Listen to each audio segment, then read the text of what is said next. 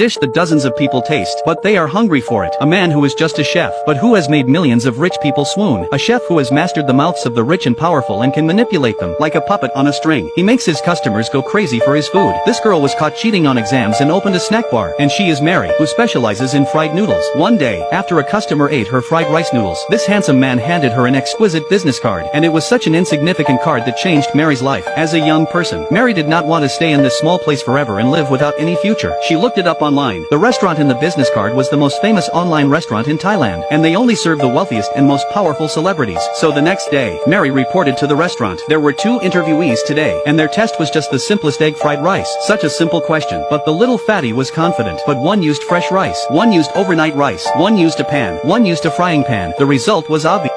Chef Paul just sniffed Mary's fried rice. He didn't even touch the little fatty's fried rice, and the little fatty was swept out of the house. Mary was accepted and stayed. But before Mary could rejoice, the chef asked Mary to cut the world's best 6A steak, because the restaurant will be hosting a banquet for the big shots in the business and political world. But Mary couldn't cut the best snowflake beef no matter how she cut it.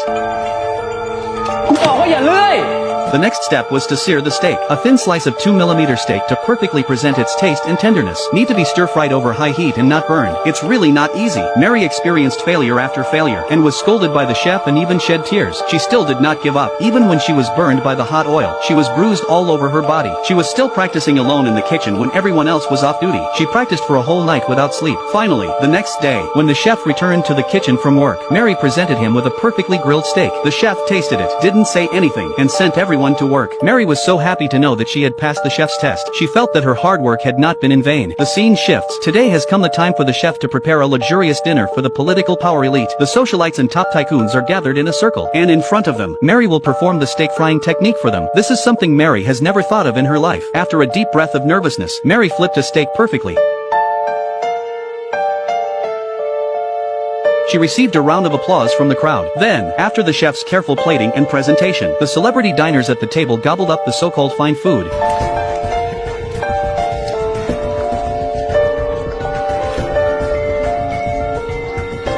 Beautiful women accompany him. Handsome men light his cigarettes. Wealth and power are at his fingertips. This is not only because of his unparalleled mastery of cooking. He is also very strict with his staff. If his employees are caught smoking while cooking, he would throw the cigarette directly into the pot. Then he served the soup and made him drink it himself. Then he fired him and told him to get out. He caught someone stealing grade 6A beef from the kitchen to take home. It doesn't matter if you've been an employee for 10 years or who. He fired him immediately. And then there was the customer who told me that he was allergic to seafood. But I never thought someone would put shrimp in the soup. Another employee was scolded and got the hell out of there. Such things happen every day, and it was because of his unforgiving personality that he got himself hurt. The chef was sent to the TCU ward. When he woke up, the chef didn't care about the junk food that was brought to him from the ward. He was only happy with Mary, who came to visit him and brought his own fried noodles. He ate Mary's fried noodles, which had been passed down for over 1,000 years. He revealed the secret recipe of the fried noodles directly. Mary was surprised and asked the chef what drove him to become a chef. The chef said he was the son of a maid. When he was young, he watched his master's family eating delicious food, but he could only watch from the corner. He always wondered why he couldn't use what they used and eat what they ate. Unable to understand, he sneaked into the kitchen at night and tried to steal the caviar. But he was discovered by the young master and was so scared that he broke the bottle of caviar. And because of this bottle of caviar, his mother's salary was deducted for several months. But when he was cleaning the floor, he secretly tasted the caviar on the floor again, but found that it was not good at all. And that's when he understood. Food is not just about taste. It also represents the power and wealth of the class. And now the rich would beg him to cook for them. So he wanted to control the power and wealth of others by controlling food. So he also tells Mary that you can't make food with love that makes people desire it. You have to use hunger and thirst. If you can make them hungry and thirsty, you're not far from success. When Mary returned home, but received a phone call from her brother saying that her father was seriously ill and hospitalized. Only could people like them without power and influence not get into the operating room. There wasn't even a decent bed for him. Then she remembered what the chef had said. In this world, power and wealth are the things that people must hunger for. The next day, she followed the chef into the forest to cook for a group of rich and powerful businessmen. However, Mary never expected. The ingredients they needed were hornbills, a national protected animal. They gave the chef the hornbills they hunted and killed to cook them into delicious food. This is something that is unacceptable to Mary, because the law was the only bottom line she had left to fight for herself. So she took off her apron and left the teen she once dreamed of. But her father needed medical bills, and she couldn't afford to be without a job. That's when she was approached by a businessman. He offered to create a restaurant just for her, and she would be the chef in charge. Mary agreed to do it for herself and for her father. But to her surprise, she had amazing potential. Not only did her cooking skills grow by leaps and bounds, even her control of the kitchen and her staff was perfect. Although the boss had nothing to say about the taste of her food, but he said it seemed like he was copying Chef Paul's stuff. He told Mary to have her own ideas and creations, so Mary took the advice and she locked herself in the kitchen for 3 days, working tirelessly to develop the dishes, almost set the whole restaurant on fire. In the end, Mary finally came out of the kitchen and trained her cooking skills to a high level. Her restaurant was a national sensation when it opened. Every day, the restaurant was full. The restaurant was overwhelmed with reservations, and she became one of the most popular people of the year, the youngest, most talented and beautiful chef in history. But in the midst of his triumphant success, an unexpected person appeared. He was Paul, the chef who had taught her how to cook. The chef told her that next week the princess had invited her as well as him. At that time, they will be at the banquet to determine who is the best chef in the country.